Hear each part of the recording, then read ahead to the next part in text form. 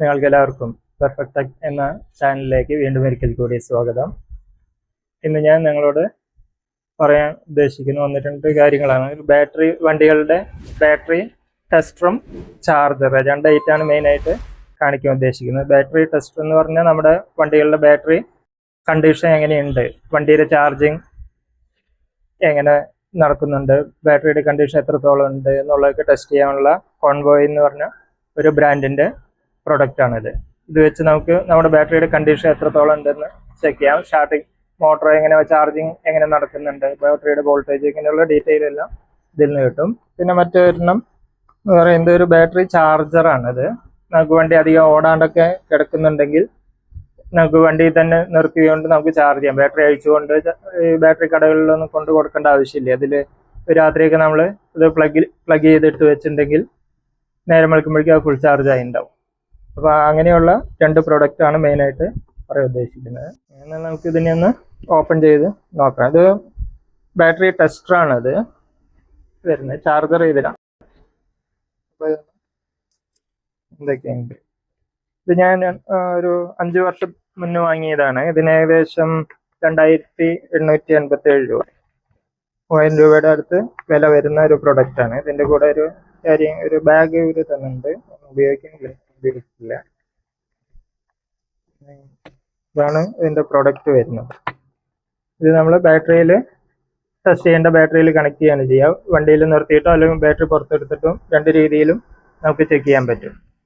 പിന്നെ ഒരു USB charging ഇത് പുറത്തുനിന്ന് കണക്ട് ചെയ്യണമെങ്കിൽ അതിൻ്റെ ആവശ്യം വരാറില്ല. കാരണം അത് ബാറ്ററി കണക്ട് ചെയ്യുമ്പോൾ ബാറ്ററിയിൽ നിന്ന് ഉള്ള പവർ ഉപയോഗിച്ചിട്ടാണ് അത് വർക്ക് ചെയ്യുക. ഇതിൻ്റെ കൂടെ നമുക്ക് ഈ ബാറ്ററി ചാർജറും കൂടി ഒന്ന് തുറന്ന് കാണാം. കുറച്ചൊരു വർഷം പഴക്കമുള്ളതാണ്, 5-6 വർഷമൊക്കെ പഴക്കമുള്ള ഒരുപാട് വർഷം. ഇത് നല്ലപോലെ ഉപയോഗമുള്ളതാണ്. നമുക്ക് വീട്ടിലെ വണ്ടികളൊക്കെ ഫോട്ടോക്കെ കുറവുള്ളവർക്ക്, അല്ലെങ്കിൽ ബാറ്ററി ഇത്തിരി കണ്ടീഷൻ മോശമാണെങ്കിൽ രാവിലെയൊക്കെ സ്റ്റാർട്ട് ചെയ്യാൻ വിഷമമുണ്ട് എന്നുണ്ടെങ്കിൽ തലേദിവസം ഒന്ന് ഇത് പ്ലഗിൽ കണക്ട് ചെയ്ത് വെച്ച് ഇത് ബാറ്ററിയിൽ കണക്ട് ചെയ്ത് വെച്ചാൽ മതി. ഓട്ടോമാറ്റിക്കായി ചാർജ് ആകുമ്പോൾ തന്നെ ഓട്ടോമാറ്റിക് ഓഫ് ആയിക്കോളും. ഇതിന് 1000 രൂപ താഴെ വില വരുന്നുള്ളൂ. ഇതിന് ഏകദേശം 3000 രൂപയോളം വിലയുണ്ട്. ഇപ്പോൾ നമുക്ക് രണ്ടുമൊന്ന് പ്രവർത്തിപ്പിച്ച് നോക്കാം. നമുക്ക് ഈ വണ്ടിയുടെ ബോണറ്റ് തുറന്ന് ബാറ്ററിയിൽ ടെസ്റ്റ് ചെയ്ത് നോക്കാം. അപ്പോൾ ഇതിന് ബോണറ്റ് തുറക്കുന്ന ലിവർ കൂടെ ഡോർ ഓപ്പൺ ചെയ്താലാണ് കിട്ടുക. ലിവർ പിടിച്ച് വലിച്ചാൽ ബോണറ്റ് ഓപ്പൺ ആവുന്നുണ്ട്.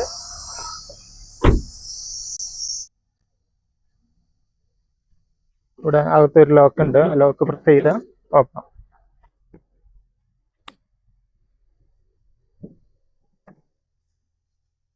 ഇതാണ് ഇതിൻ്റെ ബാറ്ററി വരുന്നത്. ഇവിടെ ഒരു കവർ വരുന്നുണ്ട്. അപ്പോൾ ഈ കവർ ഓപ്പൺ ചെയ്താൽ ഒരു ബാറ്ററി ടെർമിനൽ പോസിറ്റീവ് ഇവിടെ വരുന്നുണ്ട്, നെഗറ്റീവ് ബോഡി എർത്ത്, നെഗറ്റീവ് ബോഡിയും വരുന്നുണ്ട്. സാധാരണ എല്ലാ വണ്ടികൾക്കും നെഗറ്റീവ് തന്നെയാണ് ബോഡി എർത്ത് ചെയ്യാറ്. പോസിറ്റീവ് ചെയ്യുമ്പോൾ കൊറോഷൻ കൂടുന്നാണ് പറയുന്നത്. അപ്പോൾ അതുകൊണ്ട് ആണ് എല്ലാ വണ്ടികൾക്കും നെഗറ്റീവ്. പോസിറ്റീവ് ടെർമിനലിൻ്റെ അവിടെ കൊറോഷൻ വരാറുണ്ട് സാധാരണ. അപ്പോൾ അത് ബോഡിയിൽ എർത്ത് ചെയ്യുമ്പോൾ മറ്റേ കണക്ട് ചെയ്യുന്ന അവിടെയൊക്കെ കൊറോഷൻ കൂടുതൽ വരുന്നതാണ് പറയുന്നത്. നമുക്കിതിപ്പോൾ ആദ്യം പോസിറ്റീവ് പിന്നീട് നെഗറ്റീവ് ആണ് സാധാരണ എല്ലാം കണക്ട് ചെയ്യാം. അപ്പോൾ ഇത് കണക്ട് ചെയ്യുമ്പോൾ കോൺവോയ് എന്നുള്ള ബ്രാൻഡ് നെയിം വരുന്നുണ്ട്. ഇതിൽ പല ഓപ്ഷനുകളുണ്ട് ഇതിൽ. അപ്പോൾ അതിലൊന്നാണ് ചെക്ക് ചെയ്യാനുള്ളത്. പിന്നെ ഇതിൻ്റെ പ്രിന്റ് എടുക്കുക, ഇങ്ങനെയുള്ള പല ഓപ്ഷനുകൾ ഇതിലുണ്ട്. അപ്പോൾ നമുക്കിപ്പോൾ ബാറ്ററി ഒന്ന് ചെക്ക് ചെയ്യാണ് വേണ്ടത്. അപ്പോൾ ഈ ചെക്കിൽ ഇതിലിപ്പോൾ എൻ്റർ അപ്പ് ആൻഡ് ഡൗൺ ഉണ്ട്, എക്സിറ്റ് ചെയ്യാൻ 4 ബട്ടനാണ് അതിലുള്ളത്. അപ്പോൾ ചെക്ക് ചെയ്തിപ്പോൾ നമുക്ക് വേണമെങ്കിൽ ഇങ്ങനെ മാറ്റി എടുക്കാം. ഇതിപ്പോൾ ബാറ്ററി ലൊക്കേഷൻ ഇതിപ്പോൾ എവിടെയാണ്, ഔട്ട് ഓഫ് ദി വെഹിക്കിൾ ആണോ ഇൻ വെഹിക്കിൾ ആണോ? അപ്പോൾ ഇതിൽ ഇൻ വെഹിക്കിൾ ആണ് വണ്ടിയിൽ വെച്ച്. ഇപ്പോൾ ബാറ്ററിയിൽ നിന്ന് ഊരിയെടുത്ത ബാറ്ററി വേണമെങ്കിൽ നമുക്കിതിൽ വെച്ച് ചെക്ക് ചെയ്ത് നോക്കാം. അപ്പോൾ ഇൻ വെഹിക്കിൾ അത് എൻ്റർ അമർത്തുന്നു.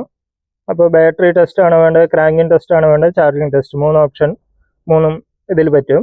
അപ്പോൾ നമുക്കിപ്പോൾ ആവശ്യം ബാറ്ററി ടെസ്റ്റ് ആണ്. അപ്പോൾ ബാറ്ററി ടെസ്റ്റ് എൻ്റർ ചെയ്യുന്നു. അപ്പോൾ ഇതിൽ ടേൺ ഓൺ ഹെഡ്ലൈറ്റ് ഒരു 10 സെക്കൻഡ് നേരം ഹെഡ്ലൈറ്റ് ഒന്ന് ഓൺ ചെയ്ത് ഓഫ് ചെയ്യാൻ പറയുന്നുണ്ട്. എന്നിട്ടാണ് ടെസ്റ്റ് ചെയ്യാൻ. കാരണം അതിൽ ഫസ്റ്റ് നിൽക്കുന്ന ചാർജ് അങ്ങനെ നിൽക്കുന്ന സഡൻ ആയിട്ടുള്ളതൊന്ന് കുറച്ചൊന്ന് ഡ്രെയിൻ ആയിട്ട് ബാറ്ററിയുടെ ആക്ച്വൽ കണ്ടീഷൻ അറിയാനാണ്. അപ്പോൾ ഒന്ന് ഹെഡ്ലൈറ്റ് ഒന്ന് ഓണാക്കി ഓഫ് ചെയ്തിട്ട് നമുക്കൊന്ന് നോക്കാം. വീണ്ടും എൻ്റർ അമർത്തുന്നു. അത് എങ്ങനത്തെ ബാറ്ററിയാണ്, ഇത് പല ടൈപ്പ് ബാറ്ററികൾ ചെക്ക് ചെയ്യാം. അപ്പോൾ അതിൽ നമ്മൾ റെഗുലർ ഫ്ലഡഡ് ബാറ്ററി എന്നുള്ളതാണ് നമ്മുടെ ഈ ടൈപ്പ് വരുന്നത്. ഓക്കെ കൊടുക്കുന്നു, റീസ് ചെയ്യുക. ഇത് എല്ലാം ഫസ്റ്റ് ഇത് തന്നെ ഓപ്ഷൻ. ഇതിപ്പോൾ മിനിമം 100 ആംപിയർ ആണ് മിനിമം, അതിലും കുറയ്ക്കാൻ പറ്റില്ല. നമുക്ക് അതിലും കൂടിയതാണെങ്കിൽ നമുക്ക് ബട്ടൺ അമർത്തുമ്പോൾ കൂട്ടി വരാം. അപ്പോൾ നമ്മൾ ഏറ്റവും മിനിമത്തിൽ ഇതിപ്പോൾ 100 താഴെയാണ് ഈ വണ്ടികളിലേക്ക് ബാറ്ററികൾ വരുന്നത്. ബൈക്കിൻ്റെ ആയാലും കാറിൻ്റെ ഒക്കെ നമ്മുടെ നോർമലെല്ലാം 100 ആംപിയർ. അപ്പോൾ 100 ആംപിയറിൽ വെച്ച് എൻ്റർ അമർത്തുകയാണ് ചെയ്യുന്നത്. അപ്പോൾ അത് ടെസ്റ്റ് ചെയ്ത് ഗുഡ് കണ്ടീഷനാണ്, 100% ഗുഡാണ് ബാറ്ററി എന്ന് പറയുന്നത്. അപ്പോൾ ബാറ്ററി വോൾട്ടേജ് 12.3 വോൾട്ട് ഉണ്ട്, 100 ആംപിയർ മിനിമം. അപ്പോൾ അതെല്ലാം കണ്ട് റീചാർജ് ചെയ്യാൻ പറയുന്നുണ്ട്. ചാർജിങ് ഇത്തിരി കുറവ് കാരണം ഒന്ന് സ്റ്റാർട്ട് ചെയ്തതിൻ്റെയാണ്, വണ്ടി ഒന്ന് ഓടുമ്പോൾ ശരിയാവും. അപ്പോൾ ബാറ്ററി ഗുഡാണെന്ന് പറയുന്നുണ്ട്. അപ്പോൾ ഈ ബാറ്ററിയുടെ കണ്ടീഷൻ ഇതിലിപ്പോൾ ഗുഡാണ്. അടുത്തായിട്ട് നമുക്ക് അതിൻ്റെ ക്രാങ്കിങ് ടെസ്റ്റ് ഒന്ന് നോക്കാം. ഇതിൽ അടുത്ത ഓപ്ഷൻ ക്രാങ്കിങ് ആണ്. ഇൻ വെഹിക്കിൾ തന്നെയാണ്, ബാറ്ററി ടെസ്റ്റ് ആയിരുന്നു. അതിനെ മാറ്റി നമ്മൾ അടുത്ത ഓപ്ഷൻ ക്രാങ്കിങ് ടെസ്റ്റ് വെച്ചിട്ട് എൻ്റർ അമർത്തുകയാണ്. അപ്പോൾ എൻജിൻ ക്രാങ്ക് ചെയ്യണം ഇനി. അപ്പോൾ ക്രാങ്ക് ചെയ്യാൻ പറയുന്നുണ്ട്. അപ്പോൾ എൻജിൻ സ്റ്റാർട്ട് ചെയ്യാൻ പറയുന്നുണ്ട്. അത് നമുക്കൊന്ന് സ്റ്റാർട്ട് ചെയ്ത് നോക്കാം.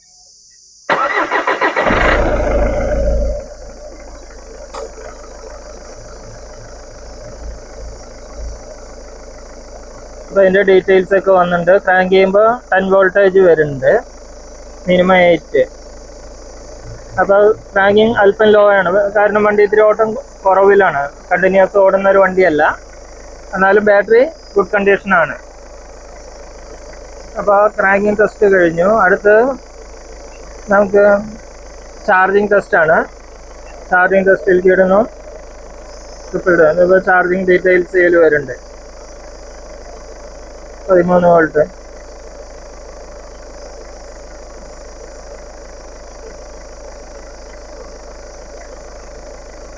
RPM കുറച്ച് റേസ് ചെയ്യാൻ പറയുന്നുണ്ട്.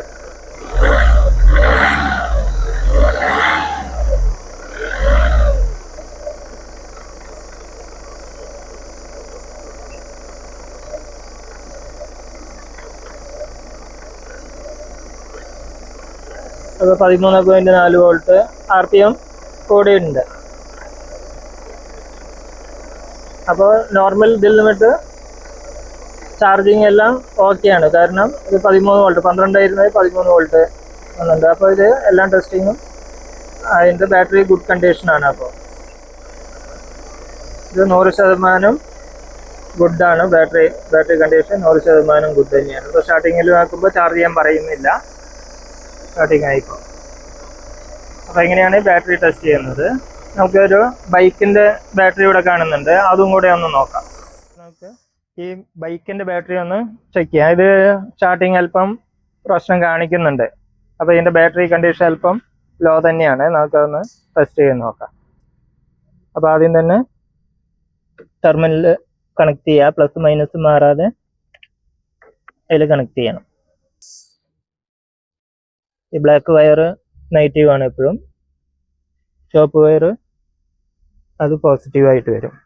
അപ്പോൾ ഇത് ടൂൾ ഓൺ ആയിട്ടുണ്ട്. അതിൽ നമുക്ക് എൻ്റർ ബട്ടൺ അമർത്തണം. ഇൻ വെഹിക്കിളാണത്. അപ്പോൾ ബാറ്ററി ടെസ്റ്റാണ് നമുക്ക് വേണ്ടത്. അതിൽ ഹെഡ്ലൈറ്റ് ഓണാക്കാൻ പറയുന്നുണ്ട്, പക്ഷെ ബൈക്ക് ആയതുകൊണ്ട് അത് ഹെഡ്ലൈറ്റ് നമുക്ക് ഓഫിൽ ഓണാക്കാൻ പറ്റില്ല. അപ്പോൾ അത് വണ്ടി സ്റ്റാർട്ട് ചെയ്താൽ മാത്രമേ ഓണാവുള്ളൂ.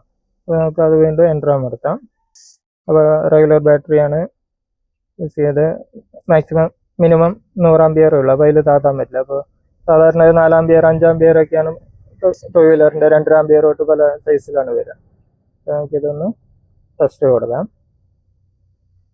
ഇതിൻ്റെ ഇപ്പോൾ 35% ഇതിൽ കണ്ടീഷൻ പറഞ്ഞുള്ള റീപ്ലേസ് ചെയ്യാൻ പറയുന്നുണ്ട്. ഈ ബാറ്ററി കണ്ടീഷൻ വളരെ മോശമാണത്. വണ്ടി സ്റ്റാർട്ട് ആവുന്നുണ്ട്, വളരെ വിഷമിച്ചാണ് സ്റ്റാർട്ട് ആവുന്നത്.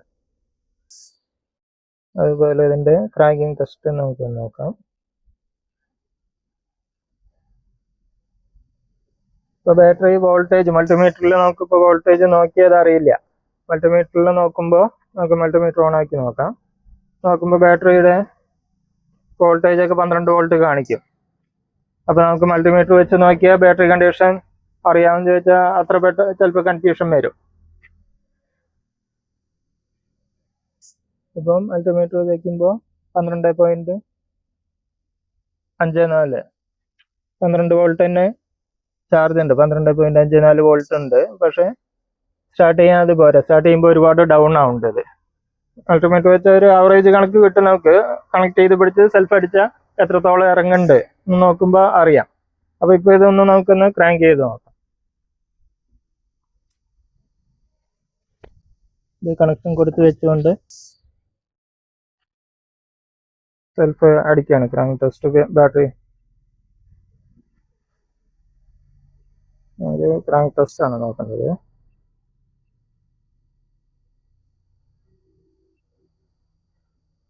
എഞ്ചിൻ സ്റ്റാർട്ട് ചെയ്യാൻ പറയും.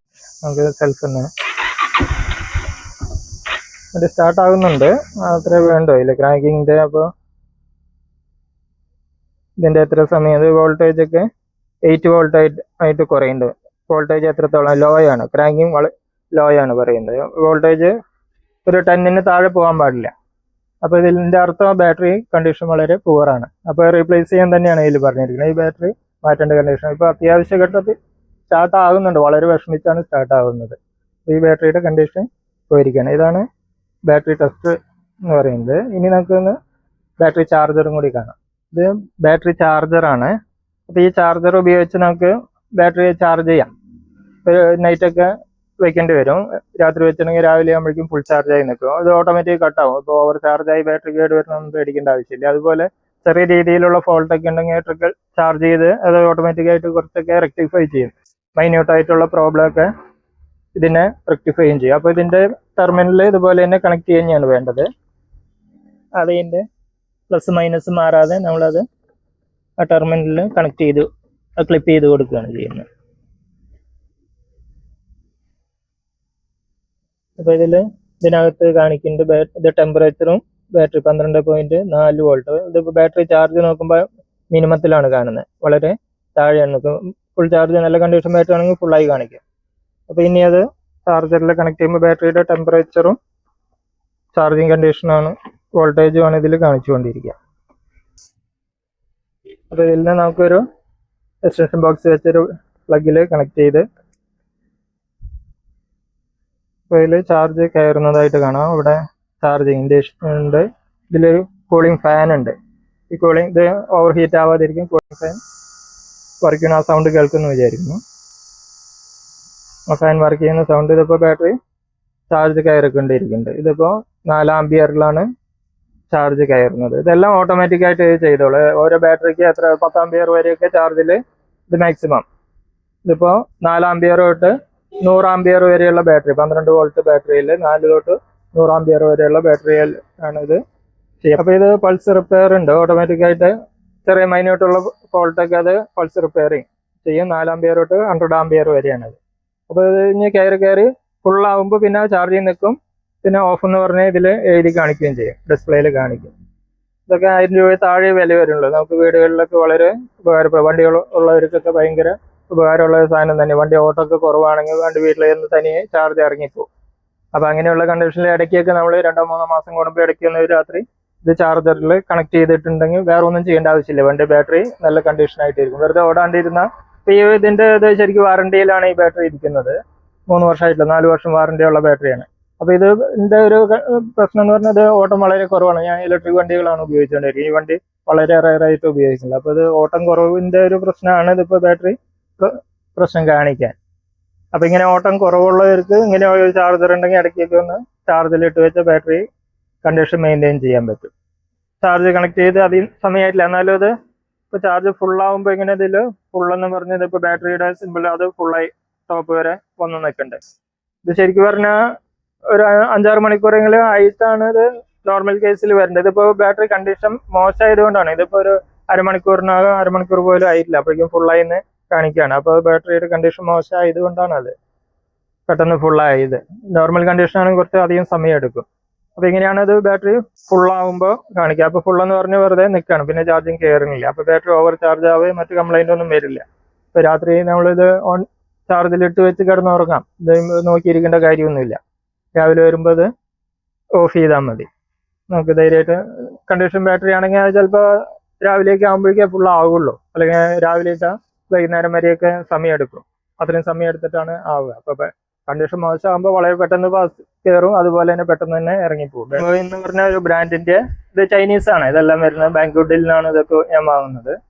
അപ്പോൾ അവരുടെ തന്നെ മറ്റൊരു പ്രൊഡക്റ്റ് ആണ് ഇത്. കോൺവേന്റെ ഇത് OBD സ്കാനർ എന്ന് പറയും. വണ്ടികളിലേക്ക് സ്കാനിങ് ടൂളാണ് ഇത്. വണ്ടികൾ ഇതിന് ടെക്നിക്കലായിട്ട് അറിയുന്നവർക്ക് അറിയാം. വണ്ടികൾ എഞ്ചിനൊക്കെ നമ്മൾ സ്കാൻ ചെയ്യാൻ എന്തെങ്കിലും ഫോൾട്ട്, അതിനകത്ത് വാർണിംഗ് ലൈറ്റുകളൊക്കെ ഇടയ്ക്ക് വരുന്ന കാണാം. ചിലപ്പോൾ ABS, എയർ ബാഗ് ഇങ്ങനെയുള്ളതിൻ്റെയൊക്കെ എഞ്ചിൻ്റെ ഏതെങ്കിലും സെൻസർ പോയാൽ, അപ്പം അങ്ങനെയുള്ളത് സ്കാൻ ചെയ്യാനുള്ളൊരു സ്കാനിങ് ടൂളാണ്. അപ്പോൾ ഈ ടൂൾ എന്ന് പറഞ്ഞാൽ ഇത്തിരി വില കുറഞ്ഞ മോഡലാണ്. ഇതിന് ഒരു 5000 രൂപ 6000 രൂപ റേഞ്ച് വരുന്നതാണ്. അപ്പോൾ ഇതിനകത്ത് എഞ്ചിന് മാത്രം സ്കാൻ ചെയ്യുന്നതാണ് ഇത്.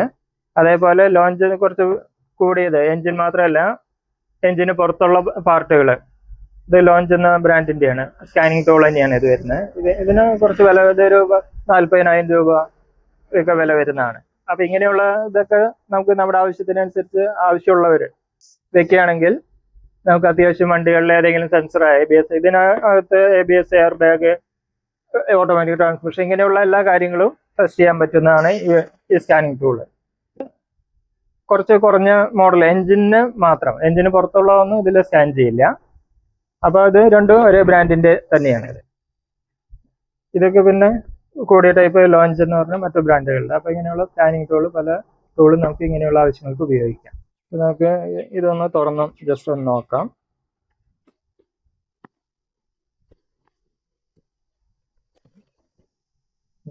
ഒരു ക്യാരിങ് ബാഗ് ഉണ്ട് ഇതിൻ്റെ കൂടെ.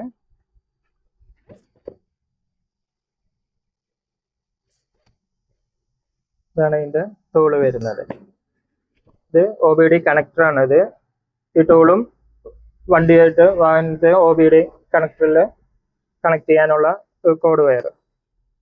അതുപോലെ ലോഞ്ചിനും ഇതുപോലെ തന്നെയാണ്. ഇത് കുറച്ച് വലിയ ടൈപ്പാണ്, സ്ക്രീനൊക്കെ വലുതായിരിക്കും.